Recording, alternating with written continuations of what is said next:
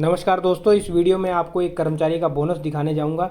और बोनस के रिगार्डिंग मैंने कई सारी वीडियोस बनाई, उनमें बताया भी है कि अक्टूबर का जो फर्स्ट वीक है उसके एंड में और सेकंड वीक है उसके स्टार्टिंग में आपको बोनस देखने को मिलेगा। लेकिन यहाँ तो बहुत पहले बोनस कर्मचारी को देखने को मिलेगा। इसका रीज़न यहाँ पे रीज़न ये है कि कई सारे जैसे जोन होते हैं ना, तो ये जो मैं आपको दिखा रहा हूँ वो एनआर का है, नॉर्दर्न जोन का है।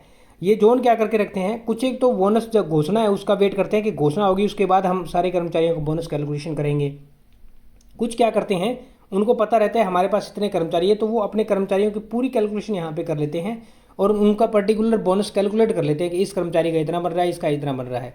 ऐसा क्यों बोल रहा हूँ मैं, क्योंकि जो न्यू ज्वाइनिंग होती है उनका भी कैलकुलेट करना पड़ता है। जिन लोगों ने एब्सेंट वगैरह रहे हैं उनका भी यहाँ पे कैलकुलेट, क्योंकि जितनी ड्यूटी की जाती है उतना ही यहाँ पे बोनस दिया जाता है, तो वो पूरा कैलकुलेट करके डाटा अपने हिसाब से मेंटेन करके रख लेते हैं। जैसे ही गवर्नमेंट उनके यहाँ पे भेजती है वो हैंड टू हैंड कर्मचारियों के ट्रांसफ़र खाते कर देते हैं। तो ये एनआर जो है ये इन्होंने ऐसा ही किया है। और एनआर में भी ये डिवीज़न कौन सा है उसके बारे में आप नीचे यहाँ पे जो मैसेज है उसके अंदर दिख जाएगा। तो इन्होंने ऐसा इसलिए किया है क्योंकि इनकी गणना जो थी पहले ऑलरेडी हो चुकी थी। 5 अक्टूबर 2024 की डेट में आप देखोगे, सुबह मॉर्निंग की डेट में ये मैसेज है।